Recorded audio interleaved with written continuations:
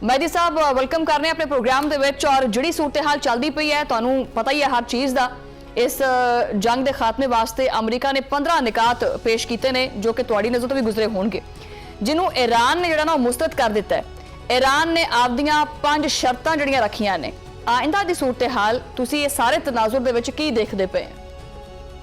जी बिस्मिल्लाहिर्रहमानिर्रहीम जी, तुहाडा शुक्रिया। गल असल च हैगी कि जी जिस वक्त मुज़ाकरा शुरू होंदे ने ना जी, इस तरह ही असीं देखिया दुनिया च जिथे भी होए ने ते इस तरह ही होंदा है। दोनों पार्टियां अपनी शराइतां पेश करदियां ने ते मिनिमम कॉमन एजेंडे ते उत्ते जिहड़ी हैगी ना जी गलबात हो जाती है। ते देखना असल च यह गल हैगी कि की अमरीका इस जंग चो मजीद कुछ हासिल कर सकता है या ईरान इस जंग नूं वधा के उन्होंने कोई फायदा हो सकता है। ते सूरत हाल है दस रही है कि दोनों नूं हुण शायद कोई फायदा होने की तरफ नहीं हैगा, सिर्फ जंग वधाण की गल है। ते इस वजह तो दोनों ने यह फैसला किया है कि कोई ना कोई, देखो पहले तो ईरान है कह रहा सी कि साडी ते गल ही नहीं हो रही, असीं ते किसी नाल गल ही नहीं करांगे।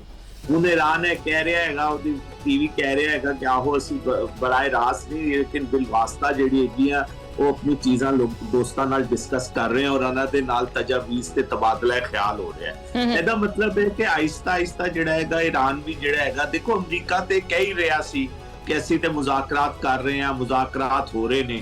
ते पाकिस्तान दा बुनियादी तौर ते रोल जिहड़ा हैगा ना जी वो उस तरह दा ही हैगा कि अगर तुहानूं याद होवे ते जिस तरह किसी ज़माने च नॉर्वे च जी इजराइल दे ते फलस्तीन दे PLO दे आपस च होए सन मुज़ाकरात, या इसी तरह जिस वक्त इंडोनेशिया नूं आज़ादी दिलानी सी ते ओदे ते यह जिहड़ा हैगा यह मुज़ाकरात जिहड़े कि ना पाकिस्तान दा काम यही हैगा कि जिहड़े दोनों मुमालिक ने उन्हां नूं कोशिश करे कि वो करीब तो करीब आन ते जिहड़ी भी उन्हां दी तजावीज़ ने वो तजावीज़ एक दूजे नाल जिहड़ी हैगी शेयर करन ते नाल कोशिश करन कि अपने ताल्लुकात नूं इस्तेमाल करदे होए उन्होंने उस शराइत नूं कम से कम करान। कि पाकिस्तान की अच्छी स्ट्रैटेजी है कि पाकिस्तान अकेला नहीं है काम करता पिया। पाकिस्तान ने ऑन बोर्ड लिखा होया है चाइना नू भी, तुर्की नू भी ते मिस्र नू भी ते नाल सऊदी अरब भी नाल शामिल है।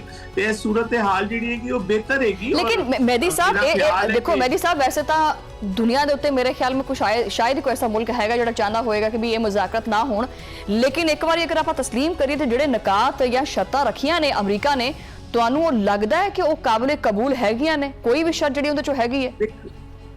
देखो गल है हुंदी कि मैं पहले भी तुहानूं दस्सिया कि जिहड़ी शराइत होंदियां ने ना ਇਹ ते गलबात शुरू करन वास्ते होंदियां ने ते यह जरूरी नहीं हैगा कि 15 दी 15 शराइत। और पहली गल है कि अमरीका ते बार-बार कह रहा है कि साडी ये शराइत ही नहीं हैगी।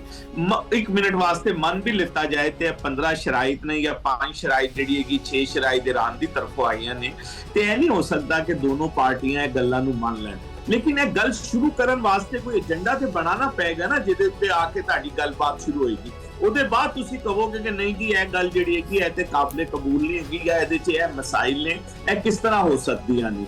ਤੇ ਲੇਕਿਨ ਗੱਲਬਾਤ ਸ਼ੁਰੂ ਕਰਨ ਵਾਸਤੇ ਤੁਸੀਂ ਕੁਛ ਨਾ ਕੁਛ ਕਹੋਗੇ ਐਜ਼ ਏ ਪਾਕਿस्तानी, ਐਜ਼ ਏ मुसलमान, एज ए दुनिया के इंसाना की नुमाइंदगी करने वाला एक आम आदमी वो तो यही कहेगा कि अमरीका की जिन्नी भी शराइत ने वो गलत नहीं। लेकिन गल शुरू करने वास्ते भी तो कोई ना कोई गल करनी पैंदी है ना जी। ते असल च शुरुआत है ते शुरुआत च जिहड़ी है कि फिर चीज़ां मिनिमाइज होंदियां रहणगियां, थोड़ियां होंदियां रहणगियां और असल शर्त यही होएगी कि हुण दोबारा तो नहीं है होएगा कि ईरान ऐसी तजद्दुद का शिकार रहे कि फिर हमला होएगा, अज नहीं तो कल हमला होएगा। ते असल गल है होएगी कि क्या ईरान ते हुण हमला होएगा या नहीं होएगा।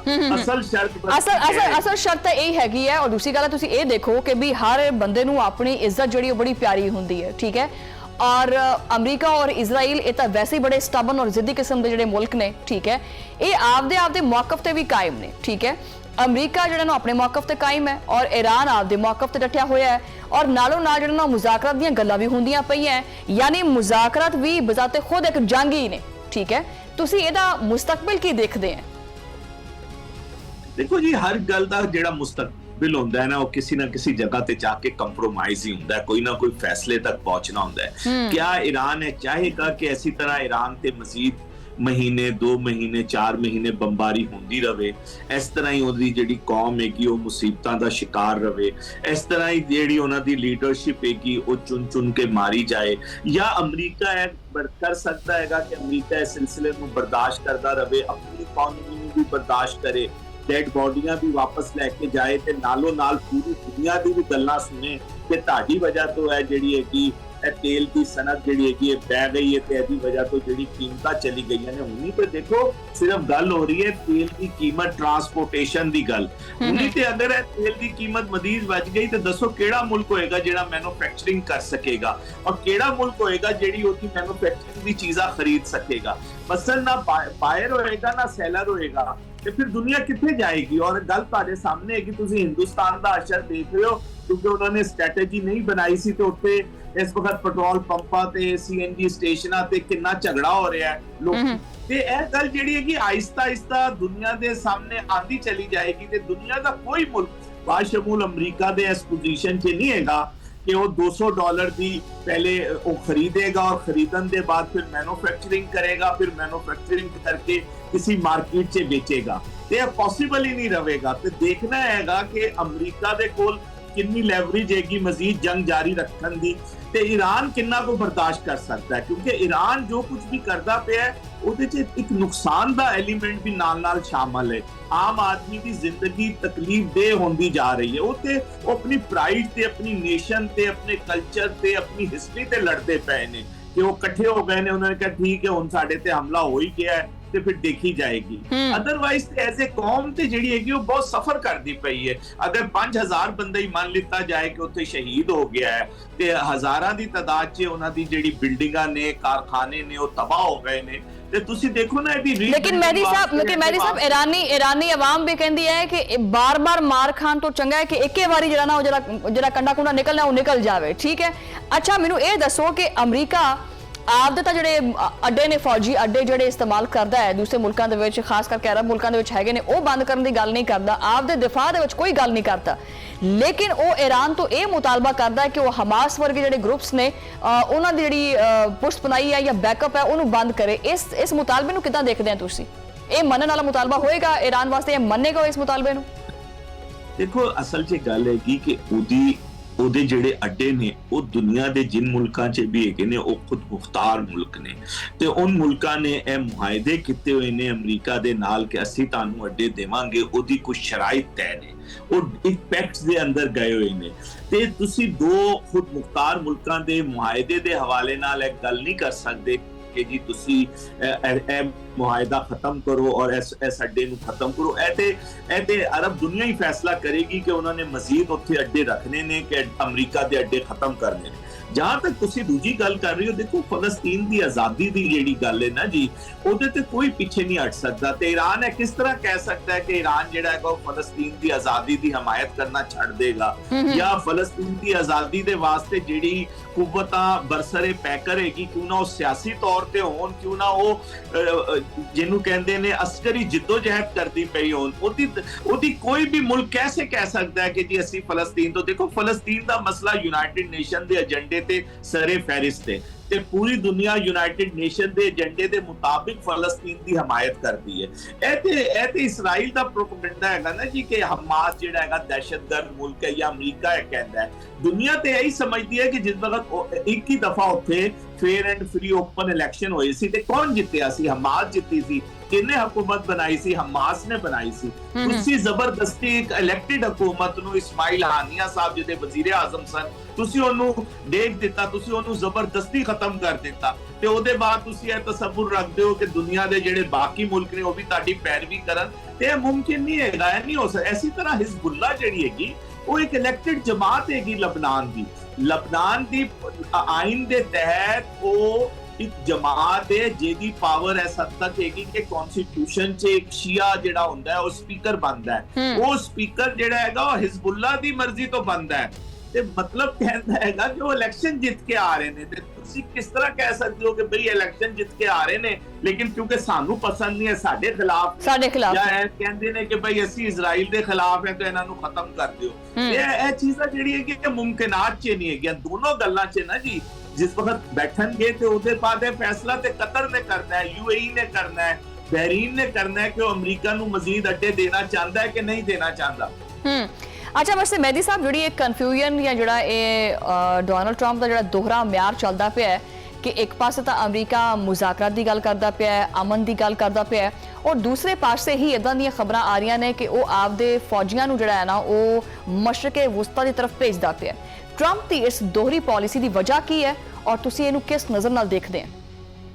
ਦੇਖੋ, ਇਹਦੀ ਮੇਨ ਵਜ੍ਹਾ ਤੇ ਹੈਗੀ ਕਿ ਉਹ ਈਰਾਨ ਤੇ ਮਜ਼ੀਦ ਪ੍ਰੈਸ਼ਰ ਵਧਾ ਰਿਹਾ ਹੈ ਤੇ ਈਰਾਨ ਤੇ ਕੋਸ਼ਿਸ਼ ਕਰਦਾ ਪਿਆ ਹੈ ਕਿ ਈਰਾਨ ਇਸ ਗੱਲ ਨੂੰ ਸਮਝ ਜਾਏ ਕਿ ਈਰਾਨ ਜਿਹੜਾ ਹੈਗਾ ਉਹ ਅਸਕਰੀ ਹਵਾਲੇ ਨਾਲ ਉਹਦਾ ਮੁਕਾਬਲਾ ਨਹੀਂ ਕਰ ਸਕਦਾ। ਬਾਰ-ਬਾਰ ਇਹ ਗੱਲ ਹੋ ਰਹੀ ਹੈ ਕਿ ਈਰਾਨ ਤੇ ਜਿਹੜੀ ਹੈਗੀ ਉਹ ਗਰਾਊਂਡ ਫੋਰਸਿਸ ਉਤਰਨ ਵਾਲੀਆਂ ਨੇ ਤੇ ਔਰ ਇਹ ਹੋ ਵੀ ਸਕਦਾ ਹੈ। ਇਹ ਗੱਲ ਤੁਸੀਂ ਜ਼ਿਹਨ 'ਚ ਰੱਖੋ ਕਿ ਅਸੀਂ ਦੁਨੀਆ ਦੇ ਮੁਜ਼ਾਕਰਾਤ 'ਚ ਦੇਖੇ ਨੇ ਕਿ ਜਿਸ ਵਕਤ ਅਮਰੀਕਾ ਇਹ ਸਮਝਦਾ ਹੈਗਾ ਕਿ ਦੂਜਾ ਮੁਲਕ ਉਹਦੀ ਗੱਲ ਨਹੀਂ ਮੰਨਦਾ ਪਿਆ ਤੇ ਉਹ ਆਖਰੀ ਹੱਦ ਤੱਕ ਜਾਂਦਾ ਹੈ।